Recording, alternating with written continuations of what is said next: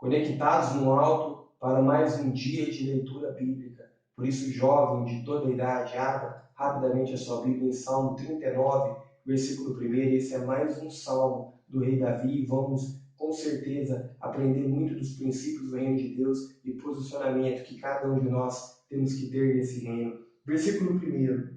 Eu disse, guardarei os meus caminhos para não pecar com a minha língua. Guardarei a boca com freio, enquanto o ímpio estiver diante de mim. Davi estava dizendo, eu disse, guardarei os meus caminhos para não pecar com a minha língua. Sabe o que ele está dizendo? Que os nossos olhos, o nosso alvo, o nosso caminho tem que ser o reino de Deus. O nosso caminho tem que ser a palavra do Senhor, porque essa é a verdade e a lâmpada para os nossos pés. E os nossos olhos, jovens, têm que estar focados no Rei dos Reis, Senhor dos Senhores, como alvo, porque senão vamos olhar para a esquerda e para a direita e vamos desviar e vamos pecarmos com a nossa língua. Por isso que ele diz, guardarei os meus caminhos para não pecar com a minha língua, porque quando tiramos os nossos olhos do alvo, que é o Rei Jesus, começamos a olhar para homens e para circunstâncias e começamos a pecar com a nossa língua. E ele diz mais, guardarei a boca com freio, enquanto o ímpio estiver diante de mim. Sabe, jovem, você não necessita ficar se defendendo, ficar se argumentando, ficar questionando. Não, a Bíblia fala, Davi está dizendo, ele foi um rei, temos muito que aprender com ele. Ele foi falho, sim, ele errou, mas ele foi um homem segundo o coração de Deus. Ele foi um modelo para mim, para você. E ele está dizendo aqui, guarda sua boca enquanto você estiver diante do ímpio, para que você não peques. Amém? Não se justifica, não dialoga coisa que não vai edificar. A Bíblia diz para não sentar a roda de escarnecedores em roda de ímpios. Fica de boca calada, se porventura estiver perto de algum. Versículo 2. Com o silêncio fiquei mudo, e calava-me mesmo acerca do bem, e a minha dor se agravou. Esquentou-se o coração dentro de mim, enquanto eu meditava, e se acendeu um fogo, então falei com a minha língua. Olha algo poderoso. Esquentou-se o meu coração, enquanto eu meditava. Quero te dizer, jovem, que há momento de aflição, você necessita acessar o trono da graça, como diz a palavra do Senhor, através do seu Rei Jesus Cristo, chegar diante do trono de Deus, chegar a acessar o trono do Pai e se acender diante da presença de Deus. Sabe o que acontece? Hoje há muitos jovens frios dentro dos locais de reuniões. Hoje há muitas pessoas, a Bíblia diz que no fim dos tempos o amor de muitos esfriaria por causa da iniquidade, por causa do mau testemunho. Você necessita focar para o autor consumador da tua fé, a qual é o teu rei. Os seus olhos têm que estar nele e você necessita desenvolver um relacionamento com ele de intimidade para que realmente a brasa, o seu espírito seja tocado pelo Espírito Santo, para que o seu coração se acenda, para que o seu coração se aqueça em fé, em atitude, em manifestação do Cristo aqui nessa terra, para que você seja vivo nos dias de hoje. É necessário que essa brasa aí seja acesa, é necessário que esse coração seu seja aquecido pela presença do Espírito Santo, através de uma vida de retidão, de justiça, de intimidade, principalmente com o teu Deus. Versículo 4.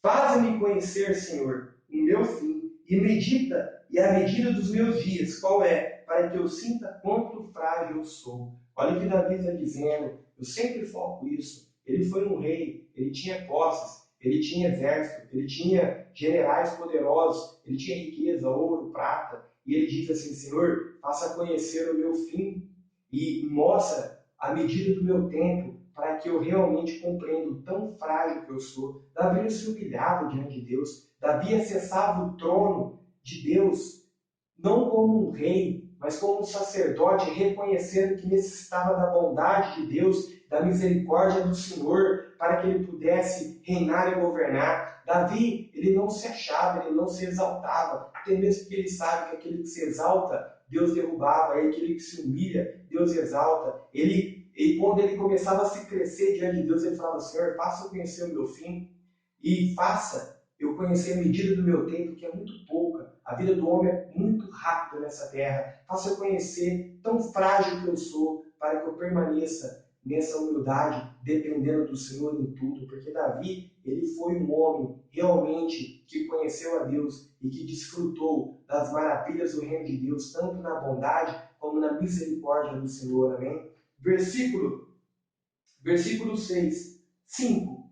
Eis que fizeste os meus dias como a palmos, e o tempo da minha vida é como nada diante de ti. Na verdade, todo homem, por mais firme que esteja, é totalmente vaidade. Davi está dizendo aqui que os dias dele não era nada, era rápido, era passageiro, como uma palma, um exemplo. E ele fala aqui, por mais firme que o homem pensa que é, tudo isso é vaidade, não é nada diante de Deus, não é nada no tempo a qual ele vive aqui nessa terra. O homem não é nada. O que estamos aqui é o que vai determinar a eternidade para reinarmos e governarmos junto com o nosso Deus. E ele descobriu isso, que por mais forte que ele estava, por mais firme que ele estava, ele não era nada diante de Deus, porque ele era frágil, ele necessitava da ajuda do Senhor, como Jesus disse, sem mim nada podeis fazer. Jesus disse absolutamente nada vocês podem fazer sem mim. Olha o que ele diz aqui, continuação do versículo 6. Na verdade, todo homem anda numa vã aparência.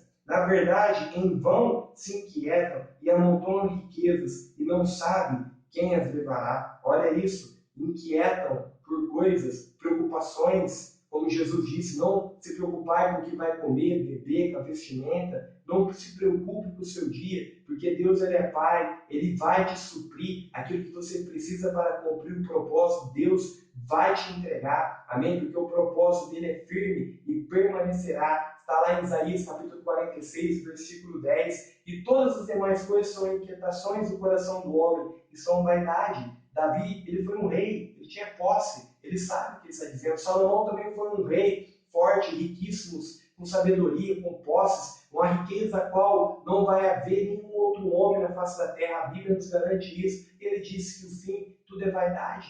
O que tem realmente valor é a presença de Deus dentro de cada um de nós. Isso sim é que tem valor. Versículo 7. Agora, pois, Senhor, que espero eu? A minha esperança está em ti. Jovem, ele era um rei. Ele estava numa posição de reinar e governar. E ele disse que a esperança dele não era nada do reino físico.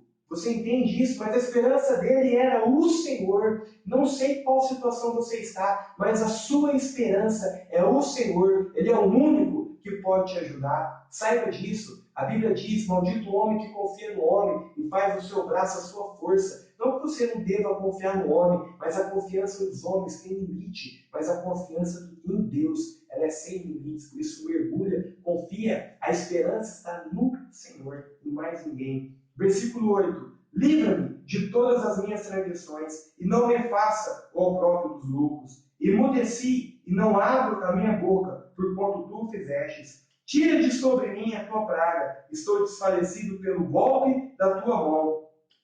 Versículo 11. Quando castigas o homem com repreensões por causa da iniquidade, faz com sua beleza, se consuma como a traça, assim todo homem é vaidade. Há um versículo que diz, o apóstolo Paulo disse isso, que aquele que está sem repreensão, sem correção e sem açoite de Deus, ele não é filho, ele é bastardo, porque todo pai corrige o filho a qual ama. Se você está recebendo a correção do Senhor porque Ele te ama, Ele não quer que você morra num caminho de perdição, porque a Bíblia diz que vós estáis sem correção, vós não é filhos, e sim bastardos. Se está sendo corrigido por Deus, trabalhado por Deus em alguma área, é porque Ele te tem como filho. Todo pai corrige o seu filho, todo pai ensina o seu filho. Não açoitar, de agredir, de bater, não é assim que Deus trabalha, não com violência. Mas Deus corrige, Deus lapida, Deus trabalha, Deus trata, Deus trabalha na vida do seu filho para que ele possa brilhar como uma joia. Assim como Deus trabalhou na vida de Davi, Deus trabalhou na vida de José, Deus trabalhou na vida de Jacó, Deus trabalhou na vida de Jó, Deus trabalhou na vida de Abraão, de Isaac, Deus trabalhou na vida de apóstolo Paulo, dos discípulos, Deus trabalhou na vida de todos os filhos dele. É a história, a Bíblia está aqui para nos garantir isso. E Deus trabalha até hoje e Deus não descansa na vida de cada um de nós. Se você está tendo correção, assim como Davi teve correção, é porque Deus te ama, é porque Deus o tem como filho e não como bastardo. Saiba disso, jovem, que Deus, Ele é teu Pai e através do seu Rei Jesus, você acessa o trono dele e tem intimidade com o teu Pai. Você necessita desenvolver esse diálogo com o teu Pai, que é o Pai espiritual. Versículo 12. Ouve, Senhor, a minha oração, e inclina os teus ouvidos ao meu clamor, e não te cales perante as minhas lágrimas, porque sou um estrangeiro contigo, e peregrino como todos os meus pais. Poupa-me até que tome alento, antes que me vá e não seja mais. Davi tinha um discernimento que Deus era o pai dele, que Deus é que poupava ele, que Deus é que tirava ele da mão dos seus inimigos. Saiba disso, jovem, que você tem um Pai que te ama, que enviou algo que foi mais precioso nos céus e na terra, em toda a criação, qual foi o Filho dele, que é Rei. Ele enviou para morrer nessa cruz, para pagar o preço que havia sobre a minha e sobre a sua vida. Hoje você é livre, através desse Rei que reina, que te salva, que te liberta, que te lapida, que te trabalha para que você seja realmente um filho do reino de Deus. Você consegue acesso ao trono do teu Pai. Por isso desenvolva, saiba acessar o trono do seu Deus, do teu Pai, amém? Através do teu Rei. Desenvolva o relacionamento com o Pai, com o Filho, com o Espírito Santo. Permita que o Espírito Santo te instrua, te dirija, te capacita, seja o seu mentor. Acesse o trono de Deus através do teu Senhor, através do teu Rei, porque Ele reina sobre tudo e sobre todas as coisas. E esse Rei se chama Jesus Cristo. Ele é o teu Rei, Ele é o teu Senhor. Por isso, jovem, saiba desfrutar da bondade, da misericórdia e da provisão em todas as áreas do reino de Deus. Provisão não significa somente provisão financeira. Prosperidade não significa você ser só próspero na área financeira, mas a prosperidade, ela atinge o teu corpo, tua alma, o teu espírito, e você é um testemunho vivo da prosperidade de Deus sobre essa terra. Por isso, permita que Deus trabalhe e desenvolva o seu caráter para que você reine e governe sobre essa terra. Amém? Esse foi o Salmo 39. Até o próximo dia. Fique em paz e Deus nos abençoe.